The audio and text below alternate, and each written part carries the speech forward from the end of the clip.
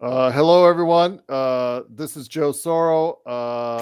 Simblades, Nightcap with Joe Soro.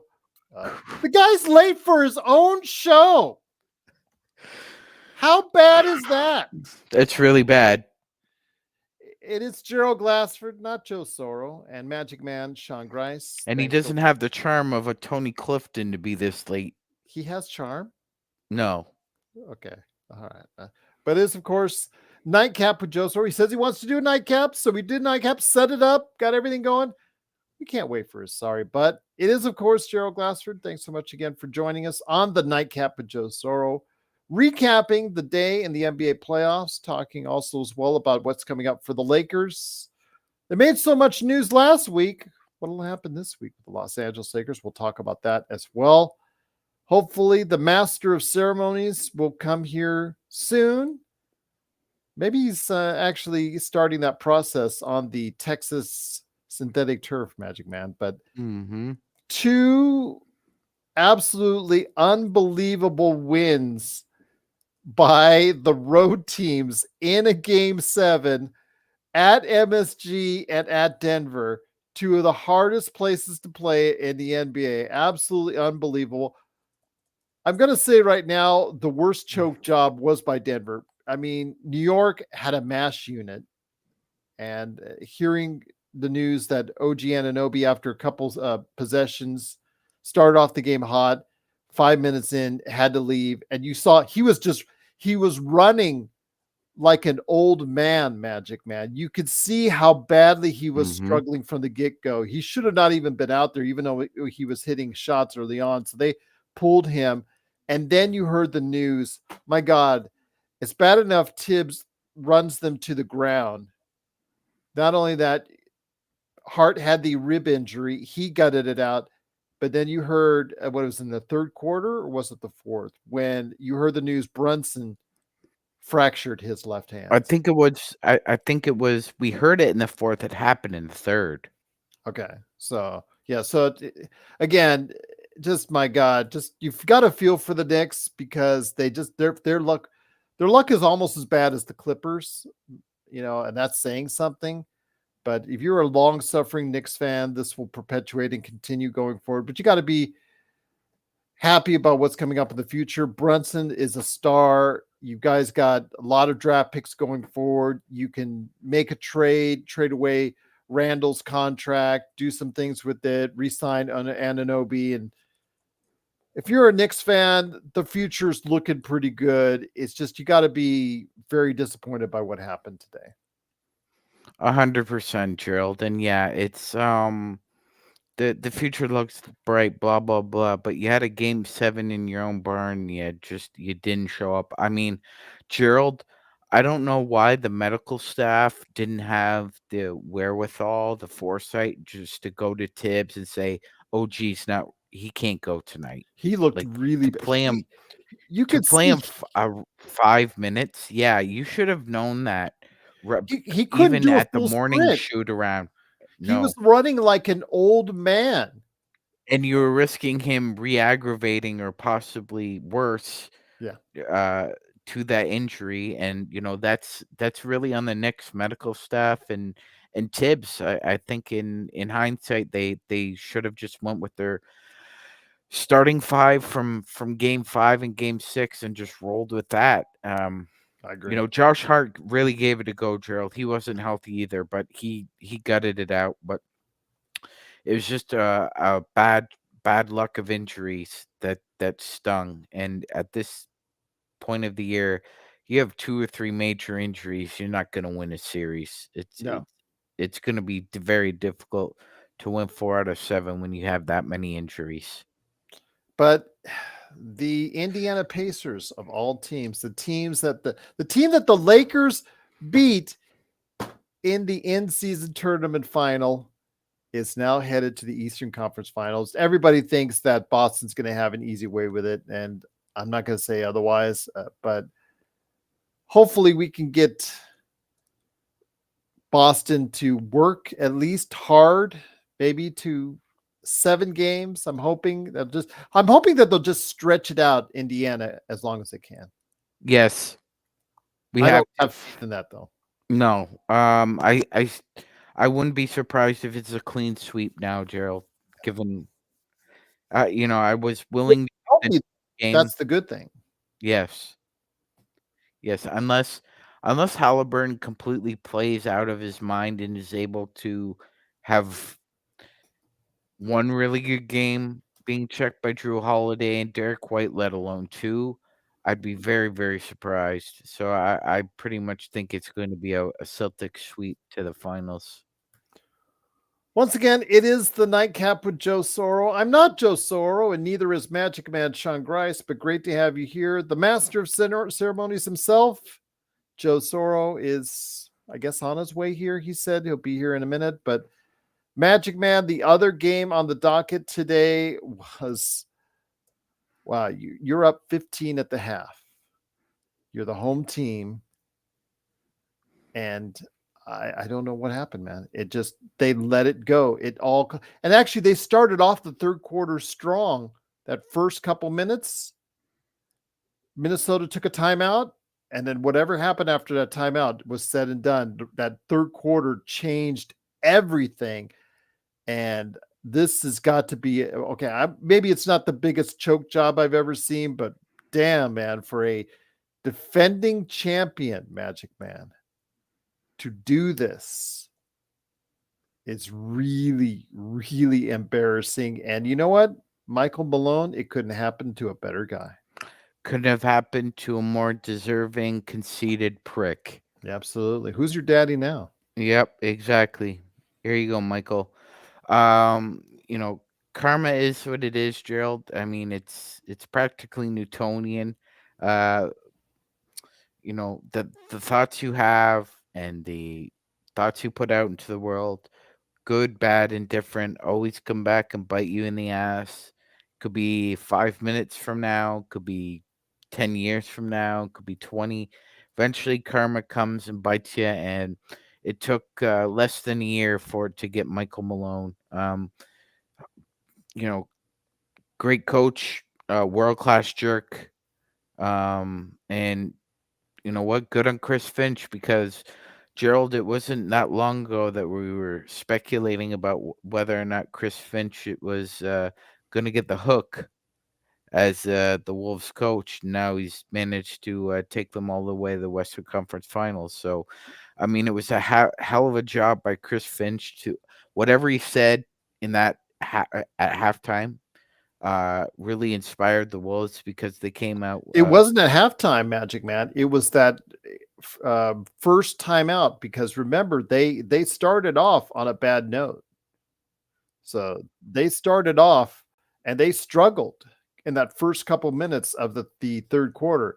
Whatever was said in that timeout in the huddle, that's what I think got it done, Magic Man. Okay, Gerald, I'll defer to you. I think if that was the case, good on it. But whew, they were down almost. I think it was 18 at one Mm-hmm. point, down They were. 18 and down 15 at half, and they out. They were down 20. Oh, 20. Excuse me. Yes, in that third quarter when that timeout was taken. Uh, outscored Denver 60-37 in the second half, Gerald. Yep. So you lose by 45 and then you get out and then you give up 60 points in the second half of a game 7. um Minnesota figured out something that the Lakers couldn't figure out, the Suns couldn't figure out. um Porter Porter didn't show up. he didn't show up. Nope, not in the last 3 games he didn't, that's for sure. Yeah. So gonna be a new champion in the NBA this year. And it hopefully will be out of the Western Conference and not the Boston Celtics or the Indiana Pacers. I don't mind the Indiana Pacers winning. Anyone but the Boston Celtics, Magic Man. That's all I care about. That's right, Gerald. Which will be a problem again if Minnesota is not. I think Minnesota, if they're there, they can defend and play well against the Celtics. I would be favoring them over the Celtics. Celtics over, sorry, Frank, Boston. I think I would favor Boston. And of course, Indiana is probably the least of of the teams, but I will give Indiana this. They are going in healthy, and for a team that runs a high octane offense, Halliburton is the key. Halliburton plays like he does today throughout this playoffs. They have a puncher's chance. Well, and you know something, Gerald? Maybe there's a little bit of history repeating because um the Indiana Pacers have given the Boston Celtics trouble in the playoffs in the past. Um with Ron Artest as an Indiana Pacer, they swept the Celtics. They took them to a 7-game series at one point. And to be fair, Rick Carlisle, Gerald, former Celtic, so he's well aware of the history of the franchise, and you know what? He's going to have them. Yeah, one thing about Carlisle is he's going to have this young team prepared. There's nothing. There's going to be no surprises to these guys. It's whether or not they can really execute against a veteran ball club. I don't think they will be able to do it. Um, Stranger things have happened. Well, we'll see. But it won't be for lack of preparation that Indiana gets bounced. Well, looky here. Looky who decided to show up to his own show. It is, of course, Mr. Simblades himself, Joe Soro. Take over the hosting duties, my friend, because this is your show, my friend. And after two big upsets today in the NBA playoffs, that's what we're talking about right now. Yeah, it's been a weird result day. 2 game sevens by the road teams, and then game 6 also road wins. It's likely going to be 3 in a row tomorrow when Edmonton Oilers beat the Vancouver Canucks in Game 7. It's going to be. I'm not going to predict anything in that one because you just never know in hockey. But 75% of game 7s go to the home team, and it looks like that percentage went down a little bit. And I'm not going to get against McJesus. McJesus, is that what they call him up there? Yep. Well, he pretty much is on the ice, Joe. Not bad. He is really good. Well, what we did see in the second half was we saw a young up-and-coming team decide that it's their time. Came of age today. It's their time. And when you make that decision, and you could tell by the 50-50 balls, they were getting everything, and even the jump balls they were getting. Those are the little things that end up setting you apart from losing on a Jamal Murray last-second shot and winning against a Jamal Murray Denver team. The Lakers should take notes of this because it's not just LeBron, it's not just AD, and in this case with the Wolves, it wasn't just Karl Anthony Towns, Gobert, and Anthony Edwards. You had Conley making plays, you had Nas making plays, you had a lot of guys that brought the thunder and made clutch shots, made clutch decisions, made clutch plays so that the team separated themselves enough to where they had all the momentum and they never relinquished it. Repeating in the NBA is extremely difficult. It's very difficult. I think we've forgotten how difficult it is. Especially guys like us who have been around for 30 years, because since 1987, at that time, the Lakers won the championship, and then they repeated for the first time in 1988 since the 69 Celtics. So for 20 years, there wasn't a repeat champ. I mean, 20 years is a long time, guys. That's 1/5 of a century, right? Then it became the norm. So the Lakers repeated in 87, 88. Then the Pistons repeated in 89, 90. Then the Bulls three-peated. Then Houston repeated back-to-back. Then the Bulls repeated again. And then there was a little bit of a hitch in there with the lockout in 99. The Spurs won in 99. And then the Lakers three-peated. So for 20 years, you didn't see any repeats. And then from 1988 till 2002, you saw 1, 2, 3, 4, 5 teams repeat, and 3 of those teams three-peated. And as the league has more and more created this gap where you can't really keep depth anymore if you want to pay a couple guys on your team the max, much like how Denver's kind of worked out. Well, they actually have 3 really big contracts, so it's even worse for them. Anthony Edwards is going to get his big pay raise next year. That's going to change some things. And then they'll have 3 big contracts on with them as well. Are they going to be able to retain Karl Anthony Towns? Are they going to pay the luxury tax? Are they going to allow themselves to get to the apron? So that's going to make it harder and harder also for them, should they end up going and winning it. And of course, we've talked about the Celtics. The Celtics are likely going to have to change a lot of things after this season if they don't win it this year, because we know what's coming. They're going to have 2 supermax contracts should they sign, and they probably will, Jason Tatum. How the hell do you feel the team then? So yeah, it's going to be much like the NFL, where repeats are not the norm unless you have a 1 in a billion type player on there, Patrick Mahomes, and everyone's telling me that Anthony Edwards is this next level guy. And he might very well be. You're talking about a guy who's 22. Minnesota wins a championship this year. He's 22. He's not 27. He's not 28. You don't really see number 1 guys that young win championships. I think the last guy that I can remember that won championships that you could argue was a 1. He was obviously a 1 with Shaq. Is Kobe. So yeah, this is we're gonna find out a lot here in the next few. And I guess Luka's, of course, you could put Luka in there. Luka's pretty young still. I just want to touch on something that Quabina said. Thank you, Quabina, for being here. Joe, he said Minnesota is the blueprint of the modern NBA team model. The Lakers should study this team and hard during these playoffs. Developing and drafting young talent and recognizing young talent. I get that. Remember, though, with Anthony Edwards, they did hit the lottery at number 1 to get him.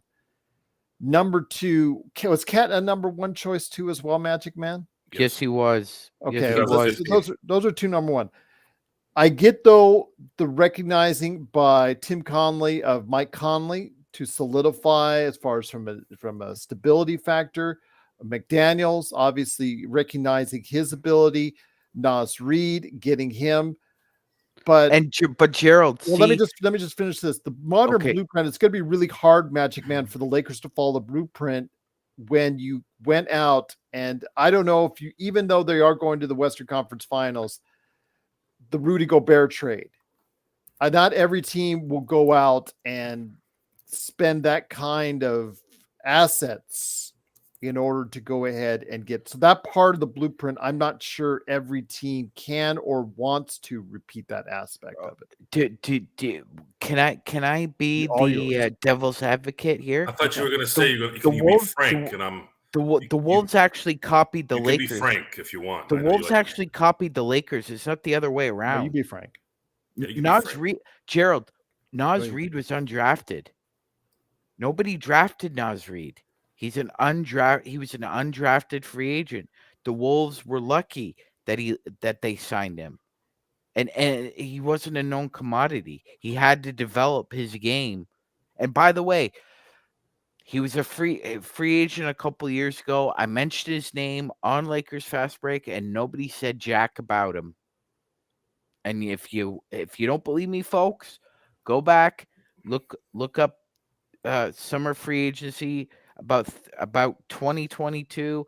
I said the Lakers should give a shot to Nas Reed, not a peep out of anybody. Because he was developing at that time, and he really came into his own. That next 6 months he popped. So to me, I understand what people are saying, but the Wolves actually copied the Lakers blueprint. Nas Reed is Alex Caruso. Cat and Anthony Edwards are pretty much LeBron and AD, although different positions. They built depth around the team. Would they have been better if they kept the assets for Rudy Gobert, or ultimately, as it has worked out so far, were they better off getting Rudy Gobert?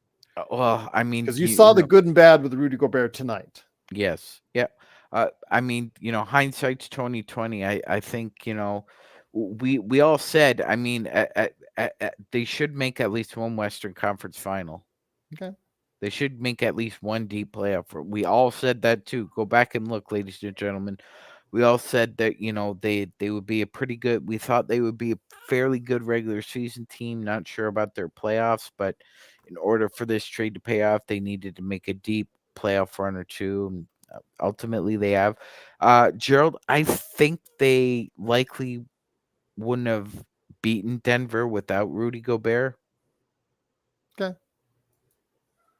There's no way that you were going to have Cat and Naz Reid check Jokic. But then again, you would have all that cap space and draft picks to go ahead and You know what though? They figure out something else. made the most out of the assets they've had. And that's true. Good point to them. Yes, that's a good point, Magic Man. I mean, their KCP is McDaniels. So again, I'll just like if you flip it, the Wolves actually have kind of copied the Lakers blueprint rather than the other way, rather than inverted. It's not as if the Lakers should copy what the Wolves have done. The Wolves copied what the Lakers did when they beat Denver. Okay. Joe, what do you think? I mean, well, again, it's no. I think Rudy Gobert has played a huge part in their ascension here. I think it'd be unprofessional of us not to say that it does matter. Now, Tim Conley's ability to create two Mike, you said Tim. I'm talking about the GM. Tim Conley. Tim Conley. You go back to being Frank for a minute here, and I'll get back to you. So Tim Conley, the general manager of the Minnesota Timberwolves, formerly the Denver Nuggets general manager, he's built what could be two, if they win 8 more games, could be 2 championship teams in Denver and Minnesota. That has more clout than someone who can go to Miami, LA, or even New York. I know New York hasn't won squat in years, but it's a lot easier to build teams in LA, Miami, and let's say Boston. Forget about the Knicks. So I'm what I'm getting out of this right now is like, selfishly, I'm thinking to myself, if you really want the Lakers to go to the next level, Jeannie, Rob wouldn't want to support this because that would mean his ass would be on the streets. But if I'm Jeannie, I'm taking notes, especially if this rumor that he's not going to stay in Minnesota is there. Am I wrong on that, guys? Is that just a rumor or is that true? Does he want to leave Minnesota? Who? Tim Conley. Well, he's got an opt-out after the season. So rumors? He's going to be I love rumors. So this is the kind of guy you want bringing in. If he's copying the Lakers and he's winning in Minnesota and Denver, well, might as well bring the guy in and let him do it in LA. That's an important thing. Although I would say that if the Minnesota Timberwolves end up going all the way and winning it, and Anthony Edwards is playing number 1 option ball and wins Finals MVP, do you want to leave Minnesota? Do you want to leave Anthony Edwards for the next 10 years? Because it's very likely that those guys are going to win multiple championships with that guy, right? Maybe. Am I asking hard questions, guys? Should I tone it Magic down? Man wasn't answering it, so yeah, because he's thinking about his next phrase to shit on me.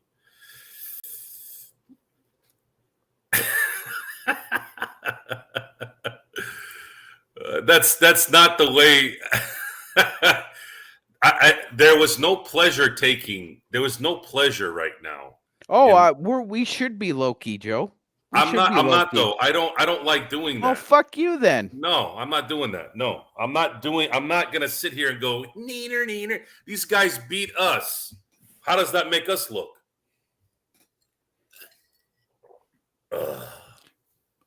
How does that make us look? Like a bunch of snatches.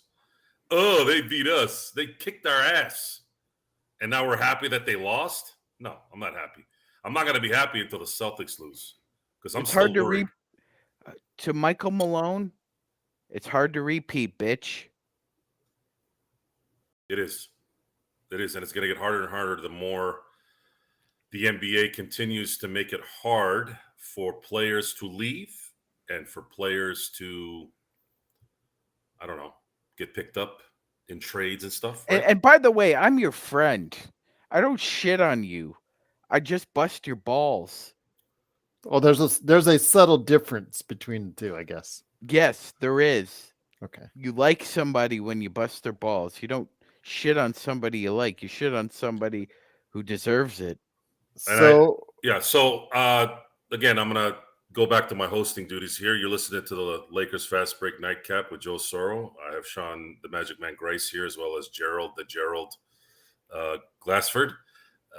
Xbox has put in a little bit of a request here for us to preview the Western Conference Finals here, and I think that's a good segue into the next subject here. So now we have two generational players. Would you all agree in Luka Doncic and Anthony Edwards that are about to meet here for the Western Crown?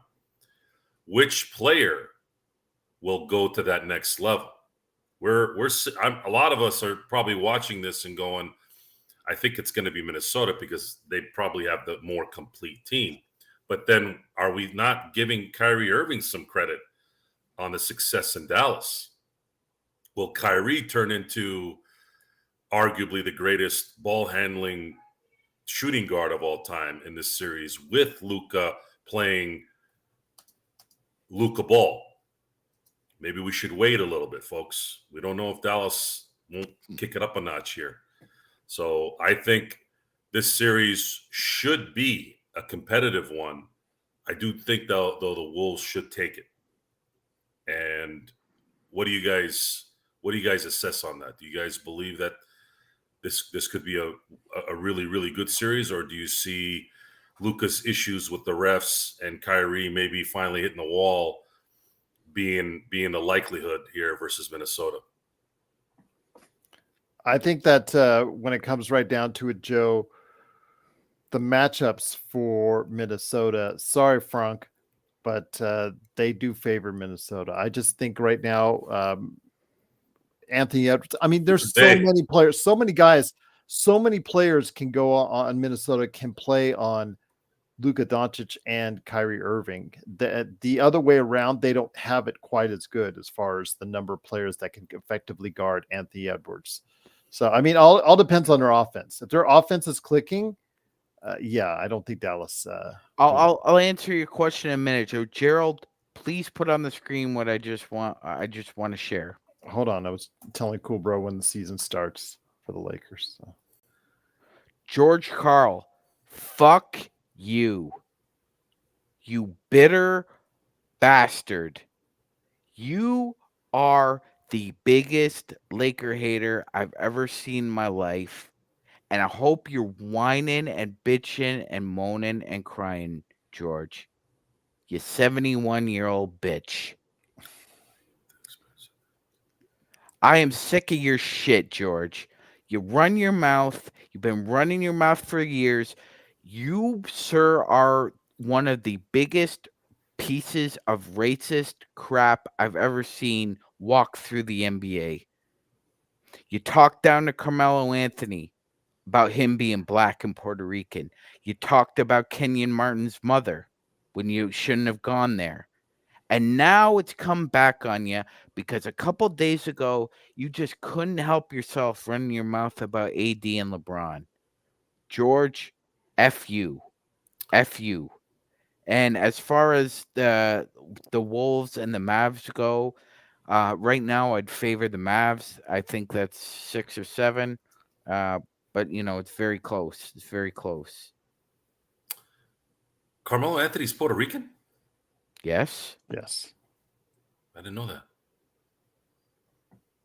And Kenyon Martin, what did he say about his mom? I'm not going to repeat what he said. And About he's his also the guy mother. that messed up draft night for Mhm. Kendrick Perkins. Yes. If you watch the commercial. Yes. Yes. Yeah, Joe, you didn't know The Mello was pinky's out when he's drinking his lemonade. you didn't know Mello was Afro Latino? Like he looks Afro Latino. Okay. He is. Afro Latino. I've never heard that phrase before. It's a term. Can we move on to the No, I preview, wanted to make Gerald very uncomfortable right now. which you're doing a good job of. But See. continue, please. I just saw an old skit with. Oh, I needed to get that off my chest, Joe. I just saw an old skit. George Carl is an unabashed racist. No, but it's when I'm Joe saying it. accentuates on it. What's he gonna do? Joe is doubling down. Go ahead, sue me, George. Sue me. No, You're but when racist piece of shit. Joe is doubling down on it. So, folks, we're here to give you the truth. The truth is, I didn't know he was Puerto Rican. Well, guys, I'm a baseball fan. You know, I had a discussion with someone talking about how there aren't enough black people playing in Major League Baseball. I'm like, what planet but baseball are you watching? He goes, what? I go, half the league is black. They're just not from America. And then right away it was quiet. Can we just go and get back? Oh to God, Alan.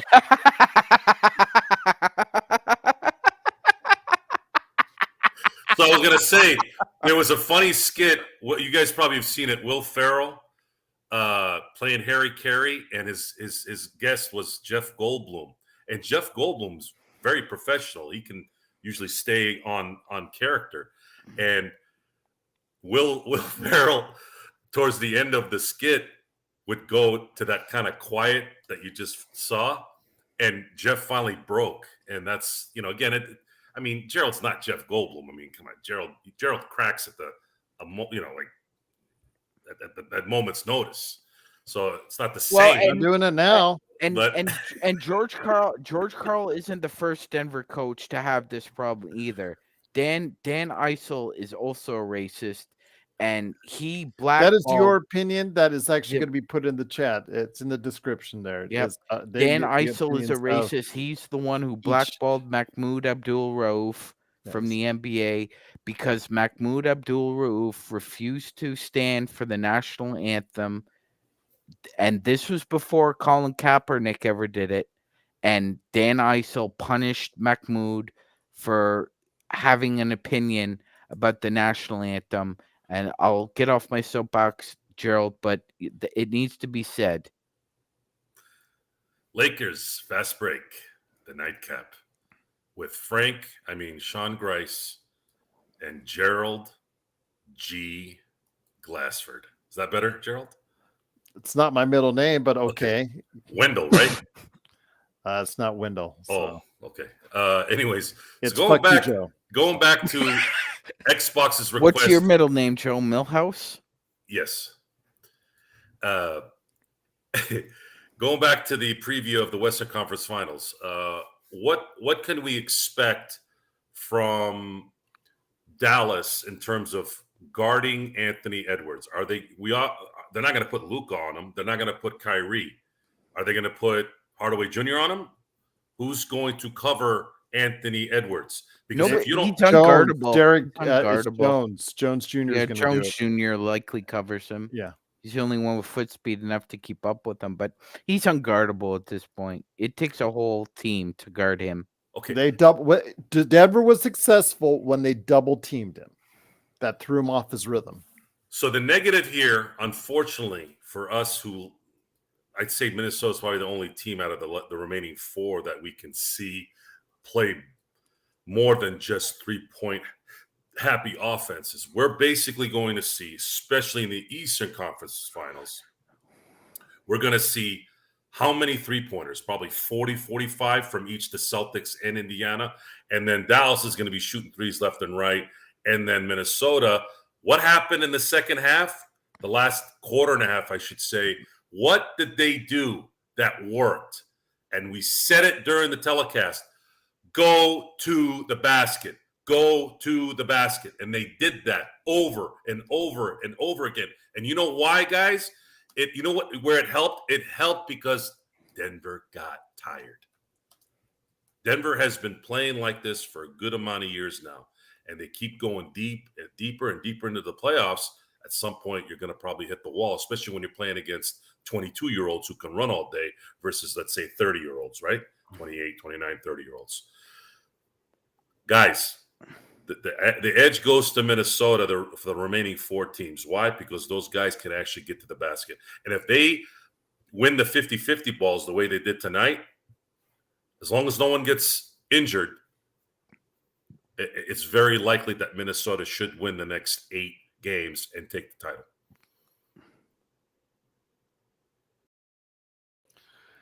By the way, it's Dan Issel, not Isel. But can't say I disagree with you. Minnesota, again, if the team I watched, guys, that game 3 and game 4 against Phoenix and game 1 and game 2 against Denver, that is the best I've seen an NBA team play this year. And if that's the team you get, I don't see Dallas or Boston stopping them, or Indiana, which I don't think will happen. I think Boston, of course. I know how to pronounce his name. No. He's a jerk. He doesn't deserve it.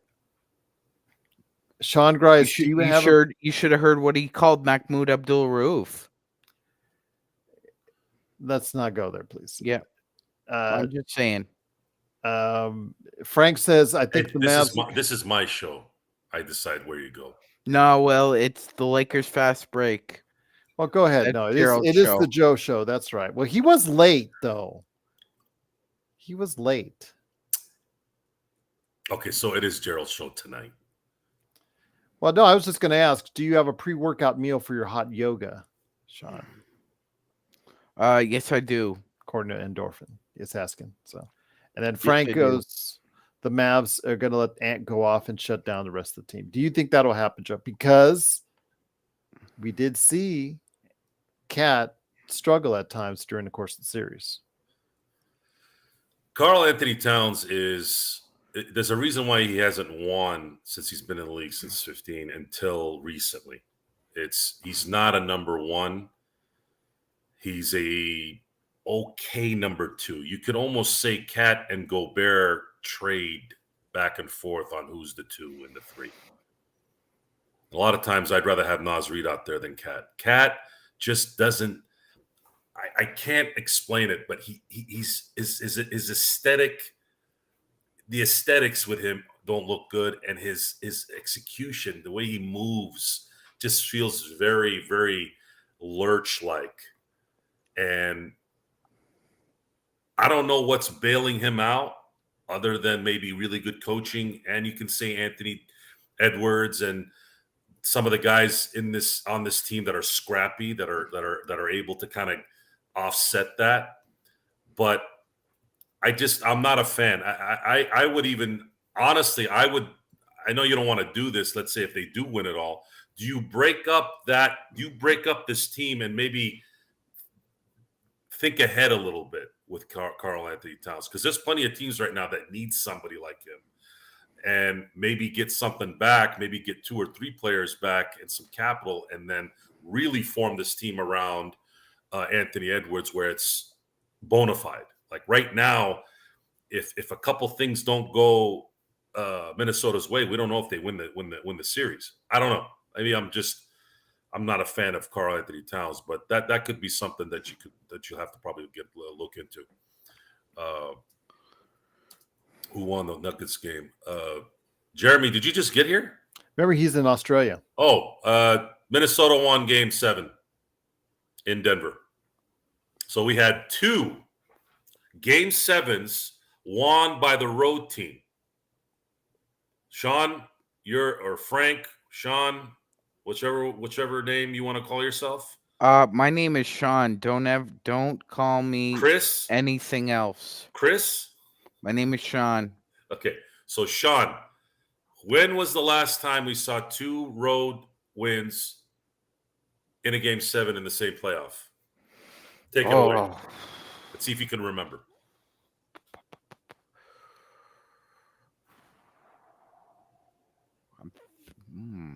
It's a tough one. And if you guys know it out there, chime in.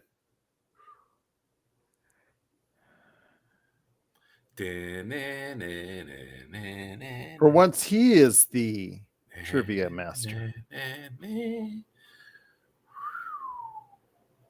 So,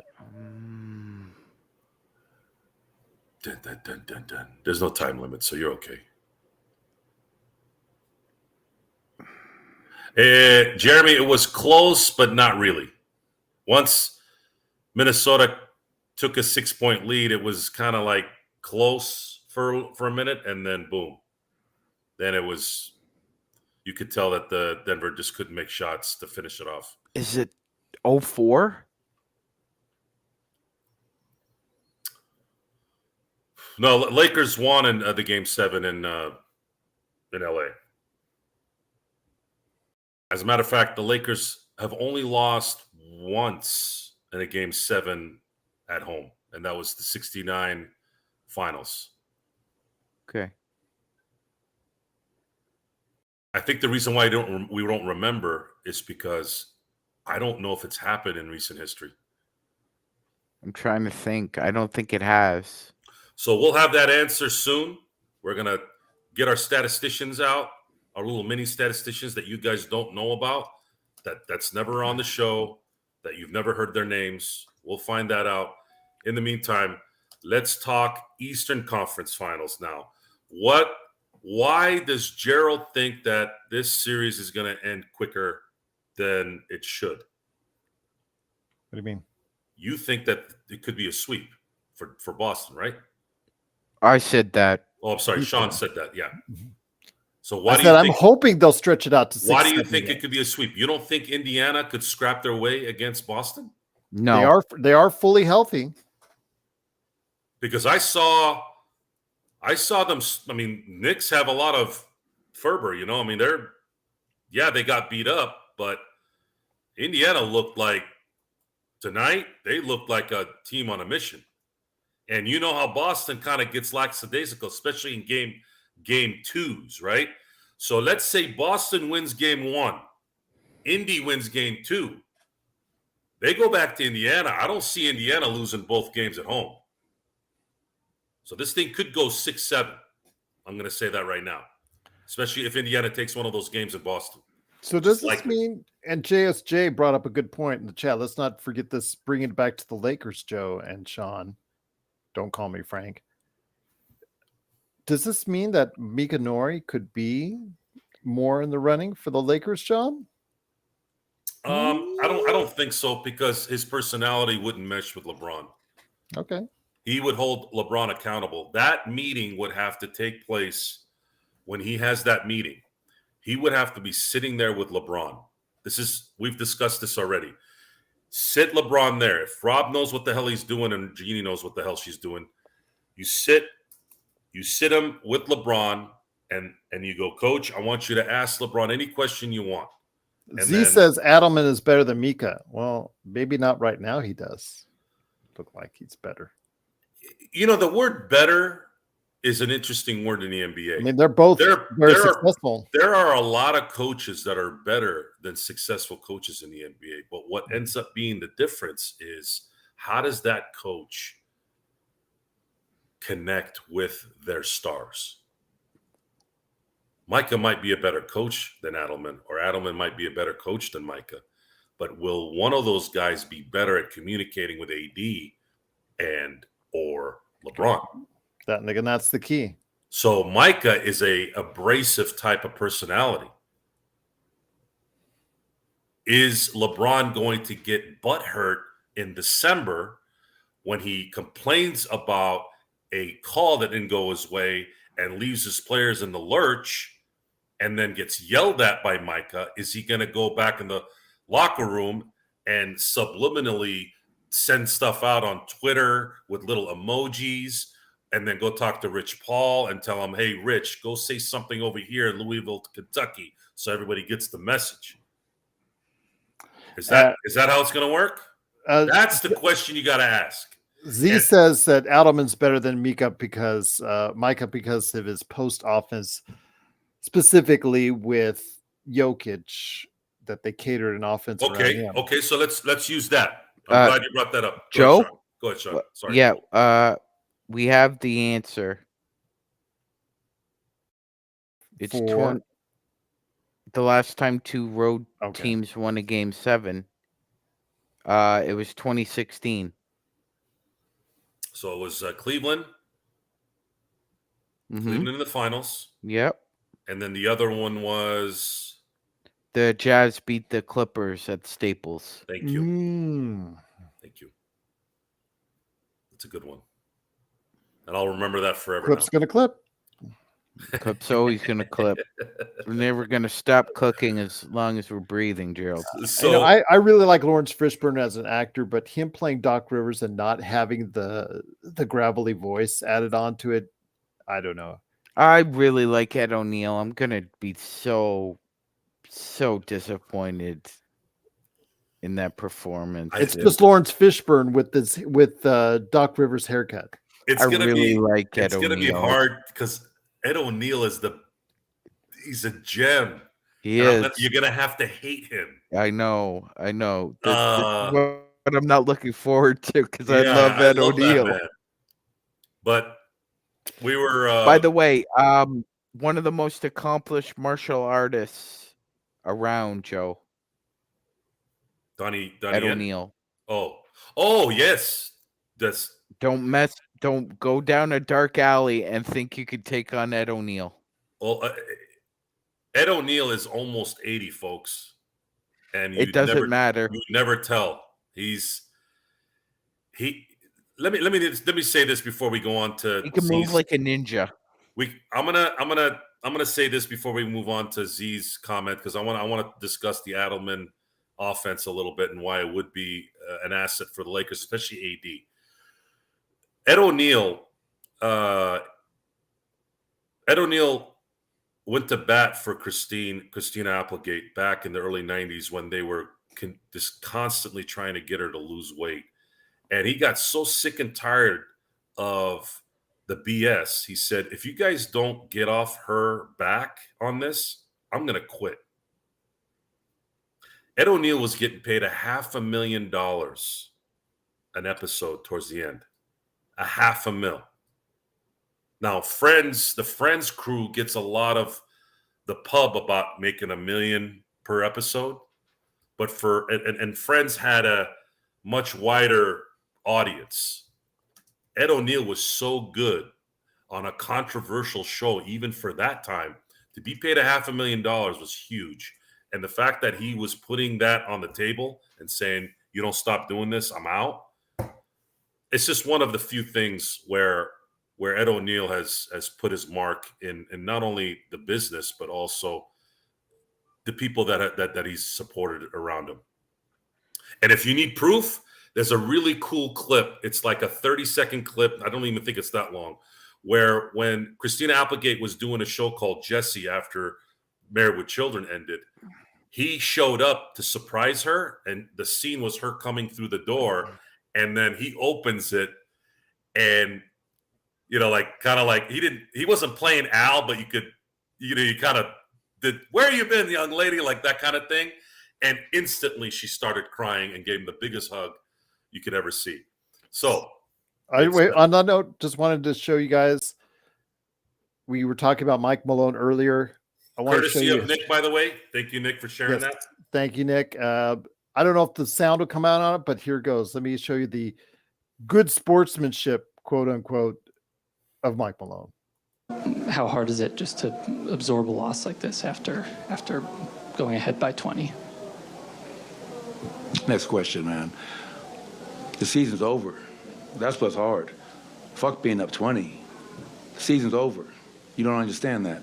The season's over. It's hard. Stupid ass questions. Okay, there you go, Jones. There you go. In his feelings. Poor Nick, loser. Yeah, definitely a poor loser. But I mean, it just goes to show, Gerald. Do you remember who his dad was, Gerald? Brendan Malone, yes. Brendan Malone. Brendan Malone was a guy with a lot of class. Mm-hmm. Always well known for that, mainly in Detroit, if I remember correctly. Yep, and he coached a really bad Raptors team. But yeah, Brendan Malone was all class. Just goes to show it's individual to individual. I mean, he doesn't want to eat. Well, it's Joe's show. He doesn't want to eat shit and have to swallow it. But sometimes in life, Joe, you gotta eat shit. Yeah, it's getting upset is okay. Saying something is dumb is okay, but it's timing a lot of times that will make it resonate better or worse. And by the way, what is that? How is that reporter supposed to ask that question differently in order for it to not sound stupid? I think he phrased it correctly. Malone just didn't like the inference that they blew a 20-point lead. Well, you did blow a 20-point lead, Mike. Actually, a 20-point lead. You're right. I think what the question should have been is, who's the daddy now? That's what Gerald was saying. I'll play you would have got the same reaction, except the question would have warranted the reaction. To be fair, after Denver had taken care of the Lakers, Anthony Edwards said, "I don't like the way they were talking to LeBron. I don't like the way they treated LeBron. So I got your back, bro. I got your back against Denver." And he's been real good with that. He's a few years back he was very adamant about playing all the time. Anthony Edwards is a good representation. He's off the Popeyes diet. That's the key. He started out bad on that one, I thought, and maybe he was being too honest. You don't think? I mean, Michael Jordan was eating McDonald's every day when he first came into the league. And Kobe wasn't eating relatively well either. He's admitted that. A lot of times we talk about this on the show. You want real. You hear that a lot. You want the real, right? Then when someone's real, then you criticize him. Oh, he shouldn't be eating Popeyes. Folks, he's 20. At that time, he was 20 years old. You could eat lard until he's 25 probably and be okay. When you're young, you can eat and do whatever you want normally. Well, he's actually put in the work. Luka still eats Popeyes and Carl's Jr. Correct. And all that, and he's doughy as fuck. Right. Which Luka will definitely need to decide on when that needs to change. He's the Pillsbury Doughboy of the NBA. He's the most in shape, out of shape NBA player that's a generational talent.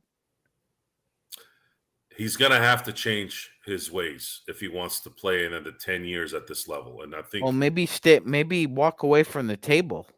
Know when to do that. We'll wait and see. So, there comes a time when you got to walk away from the table, Joe. I mean, you as a Pittsburgh Steelers fan, Ben Roethlisberger was a little heavy in the waist when he first got into the NFL, and he walked away from the table.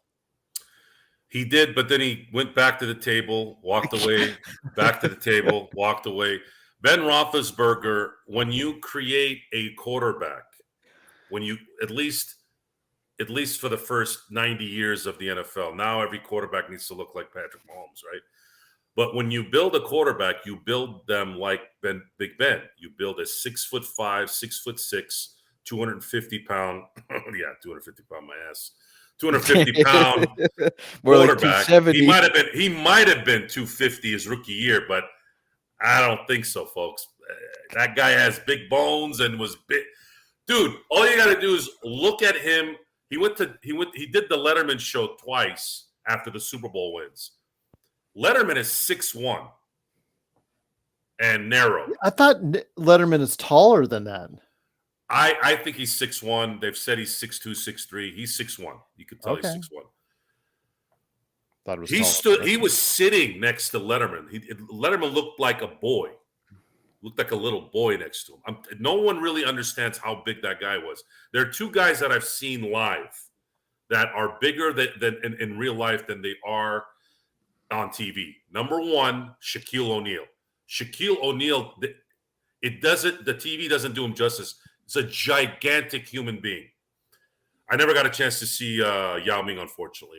Thank you, Cornelio, for liking the video on Facebook. Truly appreciate it. The other is Big Ben. Big Ben was a big boy. And, man, if he had just given a little bit of a, get year in and year out, he probably would have won more. But he had such elite talent that he was able to carry it pretty much through his whole career. It wasn't until those little details that ended up costing him towards once the boys left, Hines Ward, Troy Polamalu, Harrison kind of stuck around a little bit longer after that. But the real leaders, Jerome Bettis and all those guys, Ben was never really, I never looked at him as a leader. Wasn't like the leader. Just like how we talk about with LeBron, it's their talent is so great is what makes them, they're the leader by the example. If Ben was 6'5", 250, Jabba the Russell was 6'6", 320 pounds. Oh, that's so funny. We're just pissing off Alan even more with the food talk. But Joe, you know what, Alan? If you really hate us talking about food, go on a fast. Just fast. He's dieting. That's what he's doing. Don't be a pussy, Alan. Fast instead of just going on it. And by the way, Alan, there's no such thing as a diet. I'm sorry to break this to you. Talk to any nutritionist in the Western Hemisphere. There's no such thing as a diet. You lose weight by exercise and decreasing your caloric intake. There's no diet. There's no such thing as a diet. And on that note, Bloodhound did mention earlier, in the play-by-play era, starting in 97-98, Minnesota's 20-point comeback in the second half is the biggest in Game 7 history. Oh, my God. This is just one big kick in the balls after one big kick in the balls for Denver. Alan says, look at him, because he does work out, Sean. Hey, I'm not dissing the brother. I'm just calling him out on his bullshit. Jay, there's no such thing as a diet. Chuck Nevitt is the tallest Laker of all time. I believe he played with the Lakers from 82 to 94. 82, not that many years. Like 3 or 4 seasons. Was it 80? Remember, then he flipped 90? Over. He went over to Detroit. Oh, Chuck Nevitt. Oh my God. Because remember, he was on Detroit's team in the later 80s when Detroit faced the Los Angeles Lakers. By the way, Gerald, should also be noted that we're as Joe mentioned, Shaq, we're getting to the final days of the NBA on TNT. That's correct.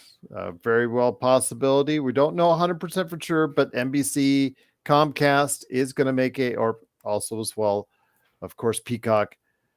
Those entities are going to go ahead together and put out a bid that might surpass. It's TNT. A bid that's double what's being paid right now. It's going to happen. And I want to say this. I know a lot of people like the TNT show, but I actually also think Chuck and Kenny Smith might be getting tired of doing it. It's the best show out there. It's not even close. It is. But you always want to leave when you're on top. You don't want to leave when it's already kind of, it's been 30 years now that they've been on it? 24 years? They came right around the beginning of the century. It was 90 I think it was 99 2000. I was watching it the other day. No, Gerald, Gerald, I distinctly remember Ernie Johnson being on the NBA on TNT. No, not Ernie Johnson. I'm talking about Charles Barkley. Oh, yeah. Because I remember Ernie was doing the NBA on TNT when Robert Horry threw the towel at Danny Ainge. Yeah, his debut is October 31st, 2000. Yeah, that's Chuck. I know Ernie's been doing it since the 90s. Yeah, because I saw him interview in the 90s Chuck as a player.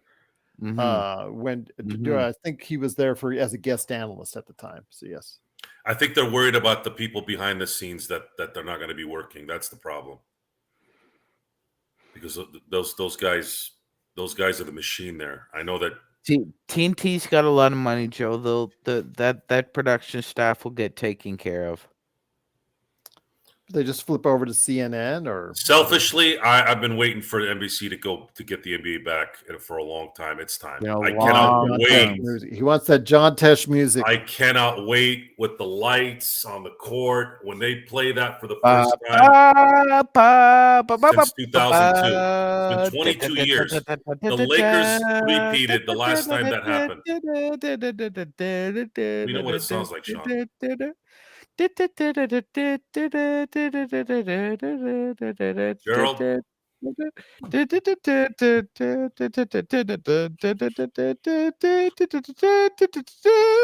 it. I did it now when he finished. I let him get to a high note. Good. Don't do that again. Yeah, it's been 22 years. The Or last what? time. Or what? Don't make me fly to Toronto, buddy. You know my address. I'll find Just you. I'll knock, find just knock on the door. I'll deliver a box. I'll deliver a box and bring it in. I got a big backyard. Yeah. So you don't think, okay, you guys don't think Mika Nori, with all the publicity he's going to get right now because he's in the Western Conference Final, is not going to shoot up the ladder even more in the Lakers' eyes? So who else is looking for a coach in the NBA? Are the Wizards looking for a coach, Magic Man? I think they are. Mike is not. Yeah, Mike is not going to Washington, right? No. You never know. They throw enough money at you. Cleveland, we don't know 100% their status. They're probably going to keep Bickerstaff, but yep, not 100% on that. Not 100%. I think that's it. I don't think Micah has the personality that will click with LeBron. I think he can click with AD. I think going back to what Z said about Adelman, I think Adelman might be the best coach for AD because he could set up a much easier offense for AD to get the ball in positions that are going to make him successful. That's something we have not yet seen since he's been in LA. And he'll be more receptive to not playing drop coverage, which AD absolutely detested playing under Darvin Ham. JRL, I will say this. Barbecue Chicken Reeves, he was playing terrible defense through FIBA, through most of the season, but he played well in Denver. He played well defensively against, yes, he did give up those 2 shots against Murray, but to hold him to 40% or 40, was it 41 or 42% overall shooting and about 20 something percent on threes, that's not bad. But I agree with you, JRL. He should go back to the bench. But the thing is, you need talent. You need talent to put him on the bench, which is the problem. And that's something we'll continue to discuss here at the Lakers Fast Break. But Joe, what do you think is going to be the major Lakers news for this week? Because, somebody earlier in the chat, very early in the chat, said the Lakers are irrelevant, but then he basically choked on his own foot because the fact is, outside the NBA playoffs, what has ESPN gone on nonstop about? Lakers related news. So the Lakers and the Dallas Cowboys will never ever be irrelevant. As inept of an owner Jerry Jones is, and the Cowboys are, they're always the topic of discussion. All you have to do is go listen to Colin Cowherd's show. All you have to do is go listen to Stephen A. Smith's show, which is the 2 biggest shows that are going on. He's hurting right now as a Knicks fan. Okay. And the Lakers are no different. Matter of fact, Lakers might be a bigger product than the Cowboys because they're more international. And it's just what it is. There's been too long of a lineage. There's been too many players that have played in LA. It's too big of a product. They're always going to be the subject. And, oh, by the way, you have LeBron James on there. Okay. LeBron James is still maybe tied with, maybe Steph might be still a little bit, but I don't think so. I think LeBron is still the most popular player, whether he's liked or disliked in the NBA.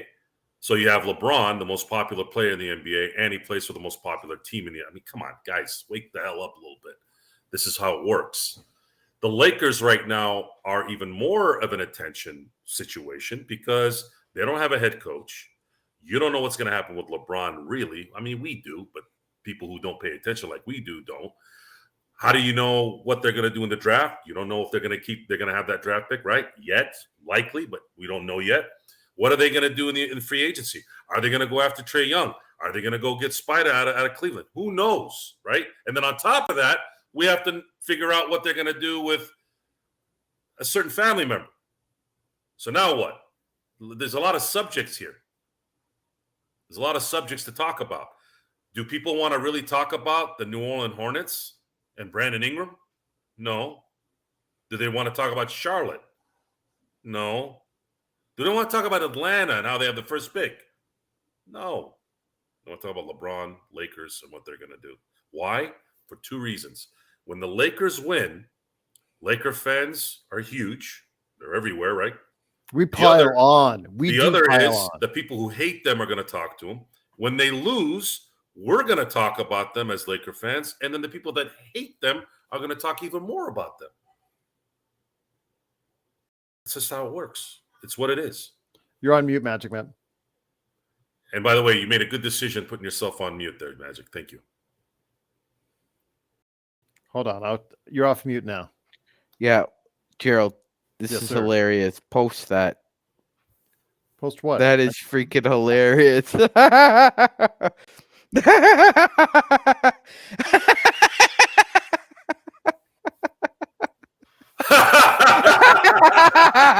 is a really good one. Wow. That is a really good one. Holy crap. Wait, put that back on? Yeah, I'll put it back on. Hold on. Okay. All right, Gerald, it's there again. I don't see it. Okay. It's there. It's there. There you go. It's loading now. I mean, seriously, that looks like someone. That looks like someone. If they didn't know who this was, they'd be like, "What? Why are you guys laughing?" Darvin Malone. That might have to be my new. That might have to be my new avatar, man. That's hilarious. Wow. Oh my god. Kudos to that guy, man. Whoever put that together, because that looked dope. That looked dope. I'll actually send it to you. You know, send it to you. Goga's good, guys. I agree. But that was our fault in the first place, Corbina, because he was a free agent. Indiana waived him late in the season, last season. They waived him. Anybody could have gotten him for nothing. And the Lakers blew it. He's just been blowing lately a lot. What else can you say?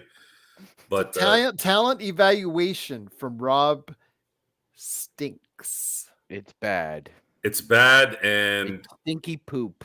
And we're gonna see a little bit more here at Summer League with guys like JHS and see what provided his back is better.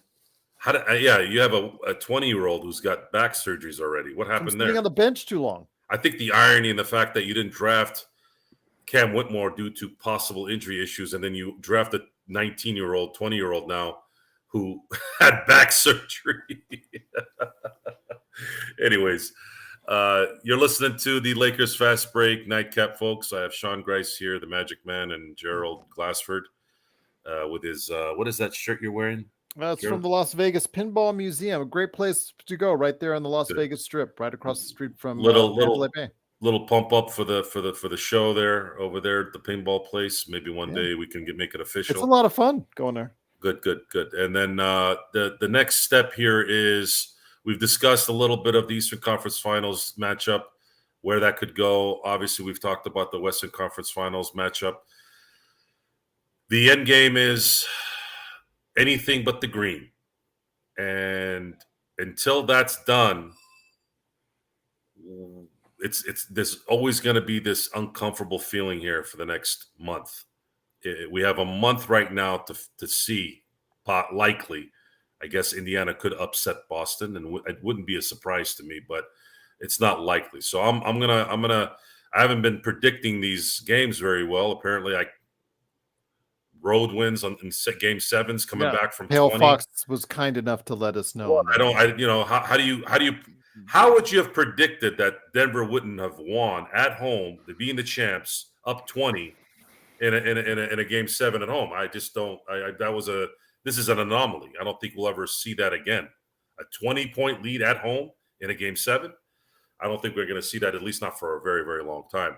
So if we're going to go the next route, I believe we're going to see Minnesota and Boston in the finals. And it's going to come down to health for Minnesota. I think if they're at their full arsenal, I think they have a better team than Boston. Boston, their situation is predicated on making shots. The deeper you get into the playoffs, the deeper you get into the game, into this path. And then, of course, is Porzingis going to be the third player that can play well? He can't just be a decoy. That won't work, because the second the Celtics start missing shots from the perimeter, and then you have someone like Anthony Edwards and Cat and Naz Reid getting to the basket or hitting open shots, the game is going to get away from them very quickly, just like the issues they've had in the last few years when they've met a formidable team. And we as Laker fans can sleep easy if that result is what it ends up being, which is either Dallas or Minnesota or Indiana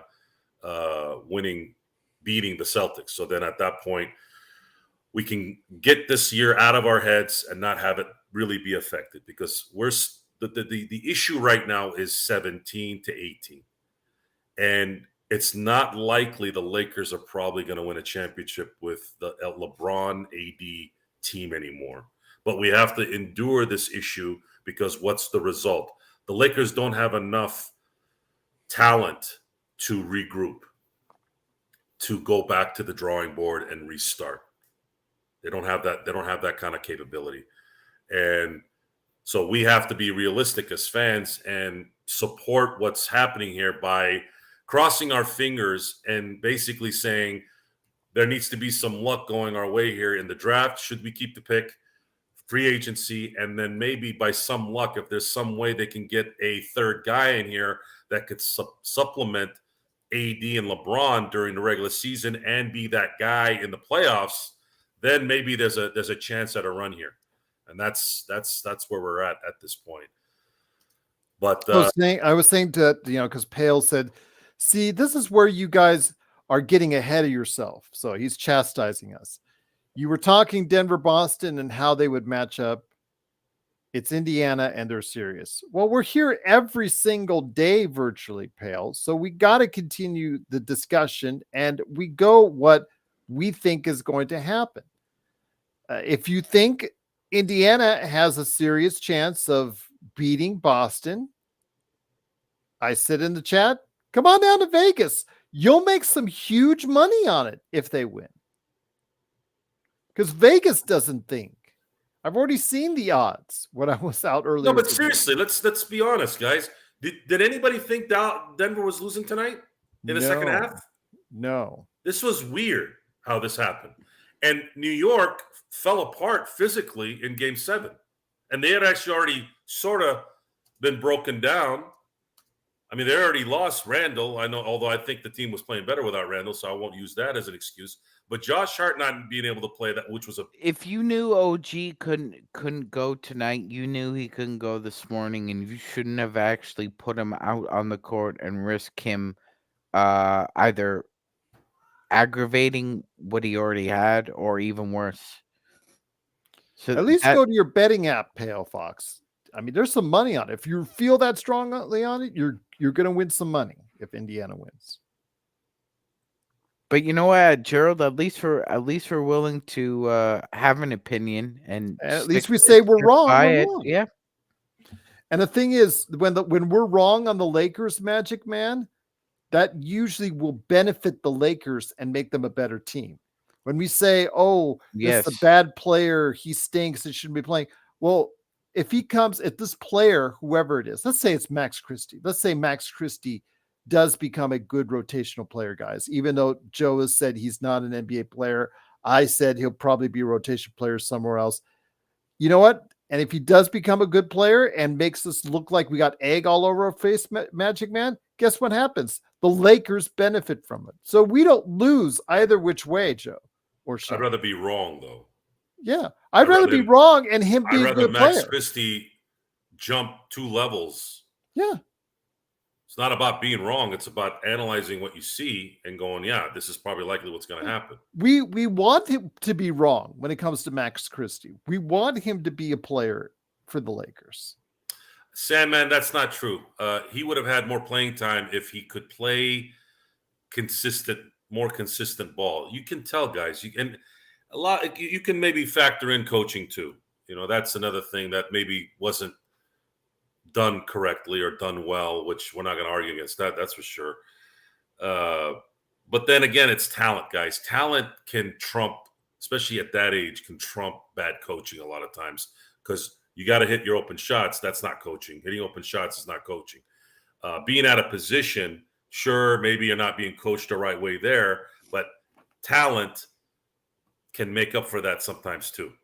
You can, if you're smart enough to understand concepts and you're training really, really well, those things tend to come out regardless if you're not getting coached well.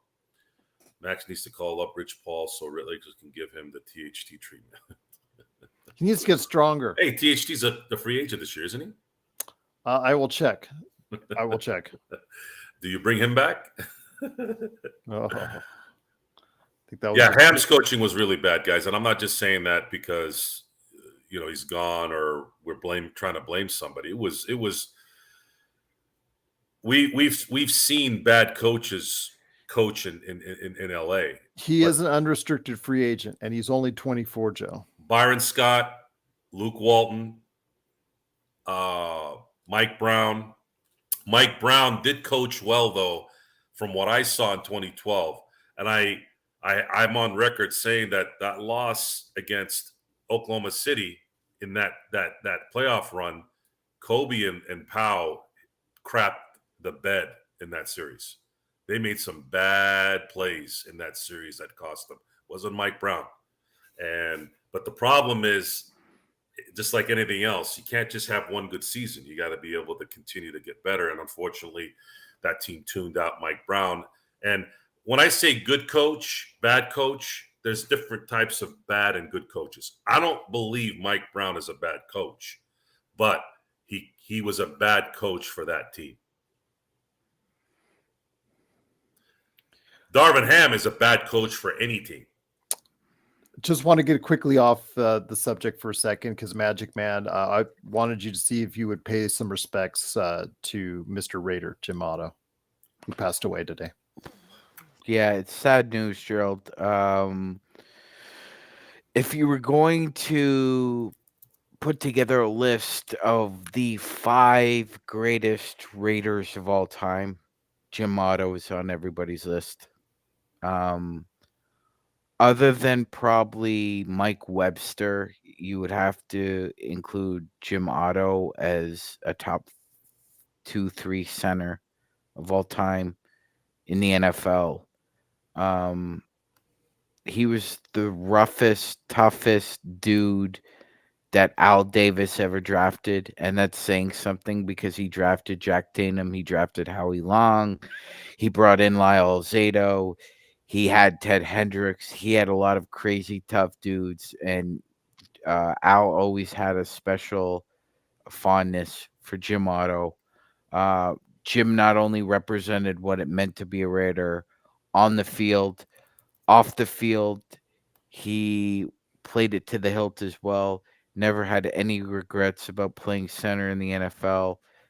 If you asked him, they asked him, if you knew you'd have all these debilitating injuries, Jim, and you wouldn't be able to walk, and you would potentially lose a leg, would you still play in the NFL again? He said, "Yeah, I'd do it all over again the same way." Pale Fox says he owned a McDonald's in Auburn and California, and that he went to many times, and all of his memorabilia was there. So every time he was up for it, you always saw there were only really two people sitting beside Al in his booth. It was either Bruce Allen or it was Jim Otto. Those were the only two guys who really sat beside Al. He'd have other players in the box with him, but those were the only two guys who would sit beside him. It's really sad. I'm, condolences go out to the family. His memory is a blessing to me as a Raiders fan, and I hope to his family as well. God bless you, Jim. Maybe we'll see you sometime down the road. It's a celebration. Man lived till 86, and I knew 30 years ago, we all knew 30 years ago that this man couldn't get out of bed. He couldn't get out of bed. It was a task to get out of bed. People exaggerated that when they would say, I can't get out of bed, right? Jim Otto literally could not get out of bed in a timely manner. There was video on it. He did a video on it. He couldn't get out. He played with two blown out knees. He played, not got two blown out. He played with two blown out knees. And when you talk about the great centers of all time, it's very hard to say who the greatest is in general. But when you think centers, at least in terms of my thoughts, you think Mike Webster, Mel Hein, Chuck Bednarik. He was one of the big two-way players back in the day for Philly. But Mel Hein is I'd say top three that come up to my mind was always Mel Hein, Mike Webster, and then of course Jim Otto. And you could argue all day that which one is the one, the two, or the three. You wouldn't get an argument in my opinion. He lived to 86, and I didn't think he'd last till 86. So this is a celebration. It's another ding on in my eyes, the NFL films feeling back in the day. I grew up on NFL films. I wanted to work at NFL films my entire childhood, and obviously after hopefully playing in the NFL. A frozen tundra. Yeah, I just love that. You hear the iconic NFL music. Yep. Yeah, and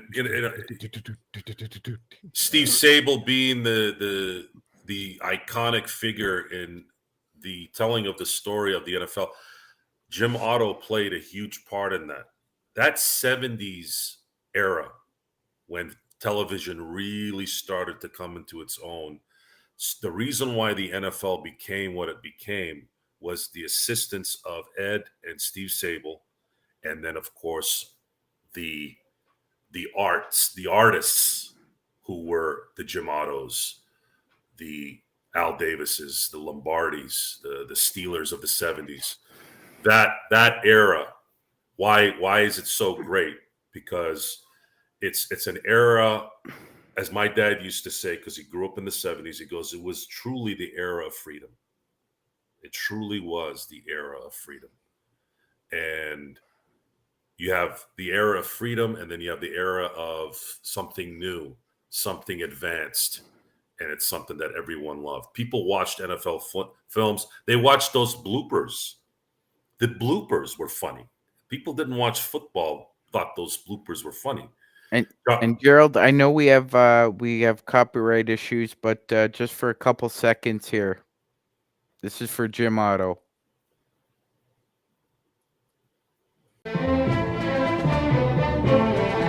Okay, there you go. All right. So you play more than a few seconds. You see, yeah, Ace, you're right. Dwight Stevenson, the Kelsey boy, and then Marquise Pouncey. Don't forget Dermontti Dawson. Steeler fans have been fortunate. They have Mike Webster, Damani Dawson, and Marquise Pouncey. I got goosebumps, Gerald. I get goosebumps every time I hear the autumn wind. I like. Great- I have to great hear. song. I have to hear Facenda say it though. It's not the music. It's Facenda's voice. The frozen tundra of Green Bay. We're talking about the Raiders here, not Green Bay. I know, but I just love I love The when autumn he went into wind is a Raider. Yeah, the autumn wind is a Raider, and Steve Sable wrote that speech. the silver and black. like in a few hours. Yeah. It was. That's how. And if you listen to Steve Sable articulate, let's say when I was growing up, he would be discussing Super Bowl documentaries. He would go into his soliloquies and just everything was elegant, everything was beautiful, everything was classy. Man, what a time to be! What a time to appreciate. We at least have that, much like how I would always say to people who and this was recent memory with the 2003 and 2013 era of the Steelers. We're never going to see that again. Those guys wouldn't exist right now. Troy Polamalu, James Harrison, those guys wouldn't exist. We saw it at least. Thank God. We saw God knows how many great games against the Ravens and those things. The greatest game I ever saw was the 2008-2009 AFC Championship game, the most physical, most devastating game I've ever watched. I thought people were going to die in that game. And Gerald, before we finish, I have to pay tribute to him by just signing off with his favorite quote. You show me a good loser, I'll show you a loser. Jim Otto. So Mike Malone is justified? He's a loser. Oh, that's a super question. You okay, Gerald? I'm just mocking. Michael All right. Malone. You need a drink? Shut up. Anyways. It'll be a long summer for you, Michael. Well, Hope you get a tan wherever you go, you jerk. I wanted it ended on a good note, and unfortunately it was a sad note, but a good note in terms of remembrance and celebration. 86, Jim Otto. To me, that's a celebration of a life, a hell of a life, something you could be proud of. I want to thank Gerald for assisting me on starting the show tonight. The reason why I didn't show up initially is because I had the never-ending phone calls that I usually get at the worst time. But shout out to Mission 20. And again, shout out to Jim was out at 83. What was that? Jim was 83. You sure? It said 86. No, he's 86. He was born January 5th, 1938. It's saying here 83. They're wrong. It said 86 to me. Yeah, they're wrong. He's 86. So anyways, want to thank Gerald Glassford, Sean Grice, a.k.a. Frank. I'm just kidding. It's Sean Grice. His name is Sean. And My name is Sean. And he doesn't spell it with an S-H and an A-W or an A-U. It's like the French do. It's not Deshaun, no Sean, yeah, there's no Sean. It's just not LeSean, no Deshaun or A Sean. It's just Sean. Sean Grice, Gerald Glassford, Mission 24. Thank you for the heads up in Texas. Looking forward to possibly getting out there and seeing everybody there. And of course, Xbox and Jeremy and my Australian contingency out there, folks. If there's a market over there, we're going to start investigating that to see if I can figure something out over there. I'm prepared for the state-to-state thing here in America, but I haven't been preparing anything outside the country. But I'm definitely open to listening. But with that, we're coming up on the conference finals games here, so we'll be available here and there. I'll try to be available as much as I can for Nightcap during the next few weeks. We're still doing shows, man. Yeah, the show is not Lakers going to always making news. we're going to start once the season's over. I'm assuming the Lakers are going to probably find their coach. So Pale, who called us out for making picks in advance, guess what he wants us to do? Make your picks. I already made my pick. I'm gonna say right now in the finals, it's gonna be Minnesota and Boston. Minnesota and Boston, and then Minnesota in 6. Sorry, Frank. Yeah, Minnesota in 6 to win it all, but I would prefer Indiana to win now. Yeah, absolutely. Dallas versus Boston, the hemorrhoid final. There you go. There you go. And with that, hemorrhoids, syphilis, whatever it is that you have out there, get it checked, get it fixed. Until Well, the only thing worse than the Celtics winning is seeing that smug face on that dickhead Mark Cuban. And on that note, Joe's frozen. Yeah. I didn't even know he was still running the team. Oh, he was celebrating last night like he won the lottery. He sold the team, his interest, but he still runs the team, Joe. Okay, good. Good for him. With that, I want you all to have a good night. And until next time. Yeah. I'll see you next time.